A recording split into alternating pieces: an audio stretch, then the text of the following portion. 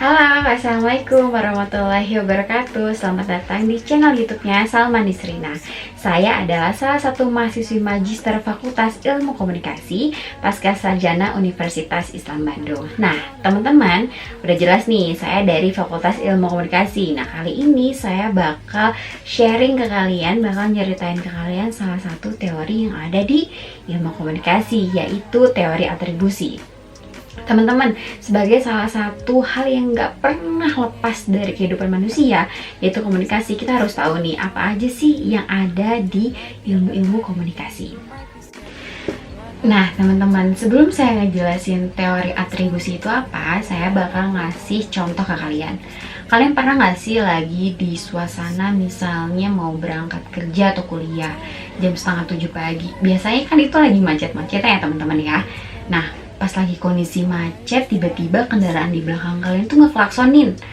Itu kan kayak ngebetein nih sebenarnya teman-teman ya, kayak ngeklaksonin terus.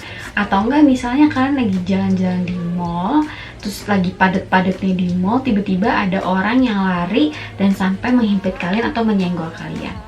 Pasti kalian akan menimbulkan pertanyaan, ih kenapa sih kok sampai nyandung saya, atau misalnya yang sebagainya, atau misalnya berisik banget nih orang di belakang, udah tahu macet.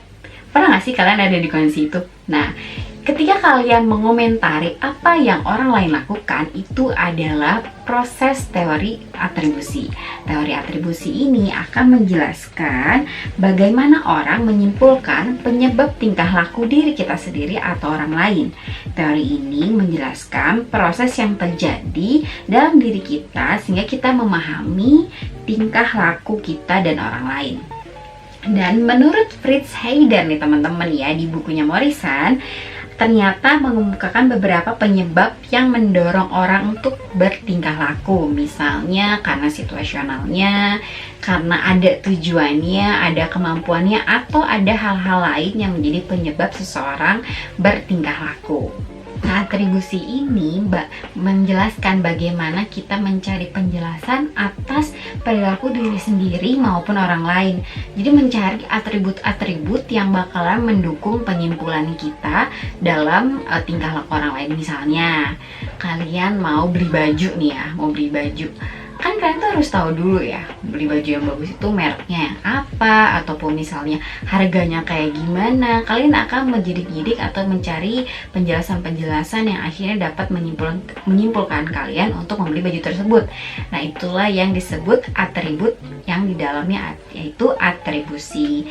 Jadi konsep dasarnya cara yang dilakukan individu atau orang lain saat berperilaku tertentu, karena pada umumnya manusia itu harus selalu mengetahui penjelasan dari sebab akibat orang itu bertingkah laku.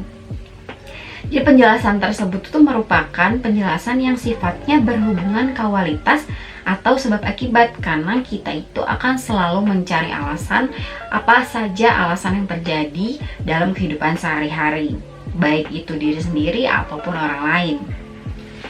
Kenapa nih kita melakukan atribusi? Kenapa kita cenderung mencari penjelasan segala sesuatu yang terjadi terhadap orang lain atau bahkan diri kita sendiri? Misalnya ketika kita ada nih pengemis ya teman-teman, ada pengemis, terus kayak tadinya kita mau ngasih tapi nggak jadi karena satu dan lain hal ya, karena kita pikir ya udahlah nggak usah dikasih, nanti lagi aja.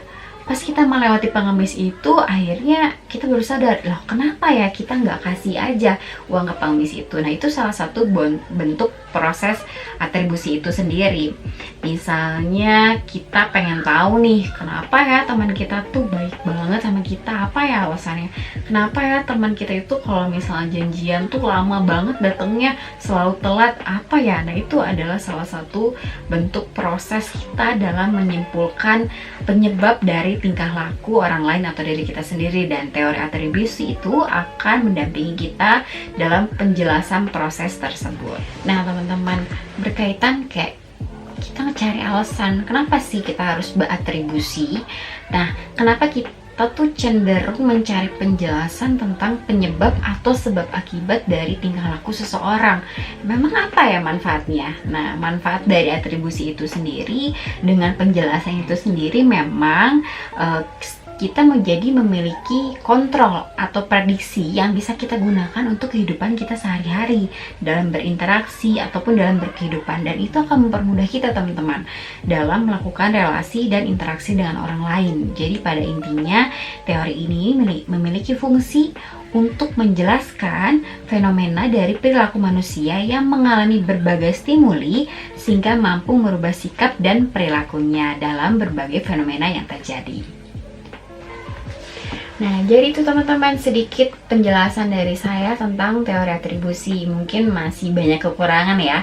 Mungkin teman-teman boleh nanti bantu komen di bawah buat ngejelasin lebih detail sebenarnya teori atribusi ini tuh apa sih? Dan di channel YouTube ini kita akan berusaha untuk saling belajar dan sharing satu sama lainnya. Sampai jumpa di video selanjutnya. Bye-bye. Assalamualaikum warahmatullahi wabarakatuh.